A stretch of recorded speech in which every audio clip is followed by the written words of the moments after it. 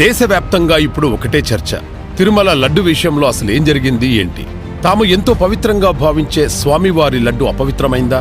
తాము జంతువుల కొవ్వు కలిపిన లడ్డు తిన్నామా అంటూ కోట్లాది తిరుమల భక్తులు తీవ్ర ఆందోళనకు, ఆవేదనకు గురవుతున్నారు.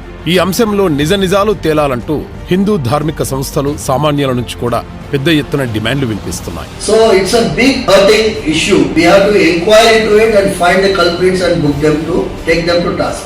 ఈ నేపథ్యంలో ఆంధ్రప్రదేశ్ ప్రభుత్వం ప్రత్యేక దర్యాప్తు బృందం సీట్ను ఏర్పాటు చేసింది. సీట్ చీఫ్ గా గుంటూరు రేంజ్ ఐజీ సర్వశ్రేష్ఠ త్రిపాఠిని నియమించింది. మరోవైపు ఈ పాపానికి మూల కారణమైన జగన్ కూడా తనకేమీ తెలియదన్నట్టు ఈ విషయంలో విచారణ జరిపించాలని కోరుతూ దేశ ప్రధాని మోదీకి లేఖ రాశారు. అయితే ఆ లేఖలో అన్ని అబద్ధాలే ఉన్నాయంటున్నారు భక్తులు. ఇదిలా ఉండగా ఈ ఆరోపణలపై బీజేపీ మాజీ ఎంపీ సుబ్రహ్మణ్య స్వామి, టీటీడీ మాజీ చైర్మన్ వైవి సుబ్బారెడ్డిలతో సహా అనేక మంది విడివిడిగా సుప్రీంకోర్టుకు వెళ్తున్నారు. టీటీడీ మరో మాజీ చైర్మన్ తనకు ఏ పాపం తెలియదంటూ ప్రమాణాల పేరిట కొండపై హంగామా చేశాడు. అసలేం జరిగింది, దోషులెవరు అన్న విషయాలపై సీట్ ఎలాగూ నిగ్గు తేల్చనుంది.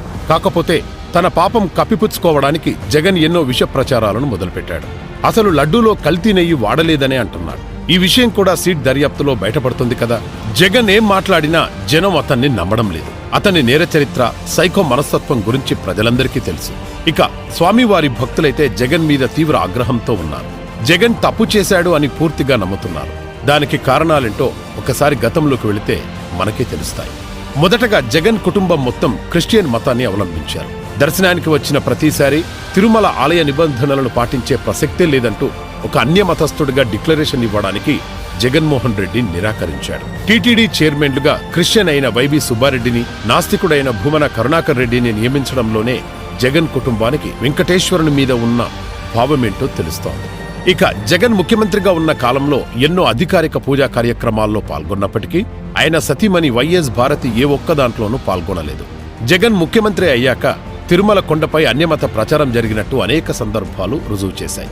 టీటీడీ అధికారిక వెబ్సైట్లోని సంకీర్తనల్లో అన్యమత దైవాన్ని స్తుతించే పాటలు వినిపించాయి. పంచాంగం లింకులో యేసయ్య నామం కనిపించింది. టీటీడీ సప్తగిరి మాసపత్రికలో రామాయణ వక్రీకరణ జరిగింది. అంతేకాదు, టీటీడీని రాజకీయ పునరావాస కేంద్రంగా మార్చి నేరస్తులను పాలక మండలి సభ్యులుగా నియమించాడు.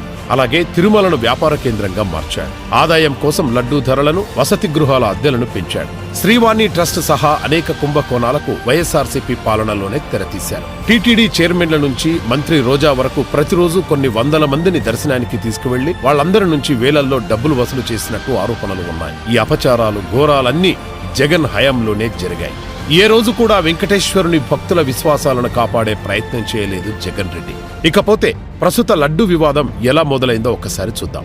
చంద్రబాబు నాయుడు గారి ఆధ్వర్యంలో కూటమి ప్రభుత్వం అధికారంలోకి వచ్చిన వెంటనే తిరుమల నుంచే ప్రక్షాళన మొదలుపెట్టాలని చంద్రబాబు గారు భావించారు. శ్రీ వెంకటేశ్వరుడంటే చంద్రబాబు గారికి ఎంతో నమ్మకం. అలిపిరి వద్ద తనపై హత్యాయత్నం జరిగినప్పుడు ఆ శ్రీనివాసుడే తనను ప్రాణాపాయం నుంచి బయటపడేశాడని చంద్రబాబు గారు గట్టిగా నమ్ముతారు. బహుశా అందుకే ప్రక్షాళన తిరుమల నుంచే మొదలుపెట్టాలని ఆయన భావించి ఉండవచ్చు.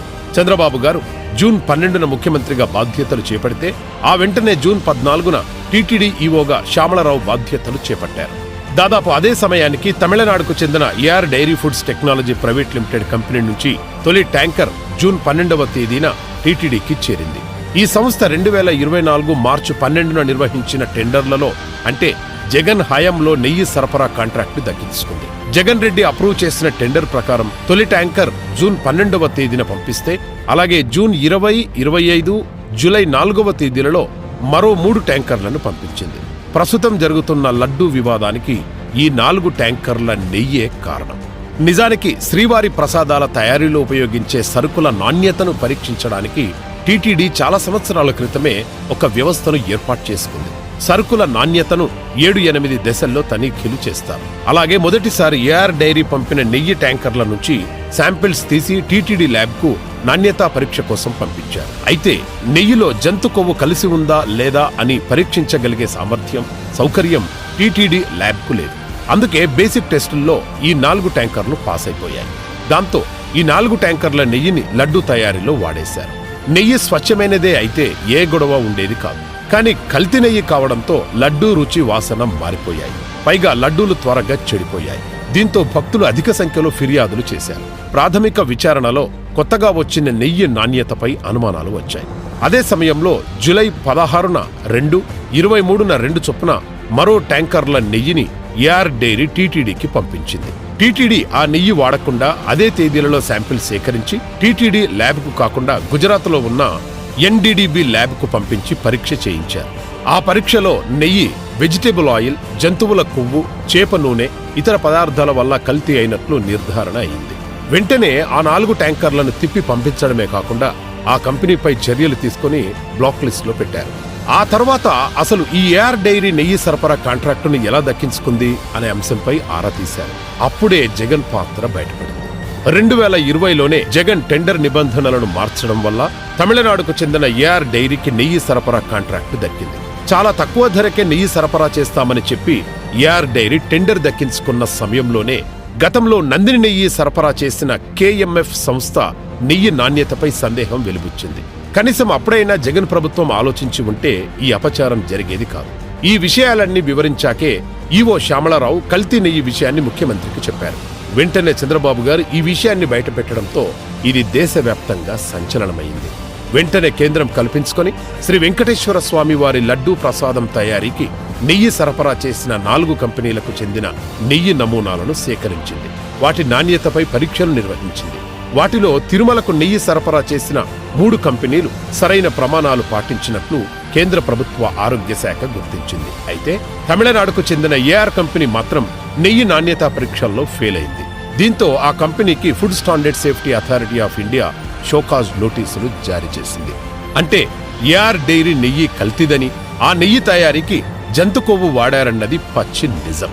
ఆ సంస్థ పంపిన మొదటి 4 ట్యాంకర్ల నెయ్యిని లడ్డూ తయారీకి వాడారన్నది కూడా నిజం. అలాంటి కంపెనీకి నెయ్యి కాంట్రాక్ట్ దక్కడానికి జగన్మోహన్ రెడ్డే కారణం అన్నది కూడా 100కి 100 పాళ్ళు నిజం. అయితే జగన్ ఇలాంటి పని ఎందుకు చేశాడు అన్నదే ఇప్పుడు తేలాలి. కేవలం కమిషన్ డబ్బుల కక్కుర్తితోన ఇలా చేశాడా, లేక స్వామివారి లడ్డును అపవిత్రం చేసే కుట్ర ఏదైనా చేశాడా అన్నది ఇప్పుడే తెలియాలి. ఏది ఏమైనా స్వామివారి భక్తులకు అపచారం జరిగిన మాట వాస్తవం.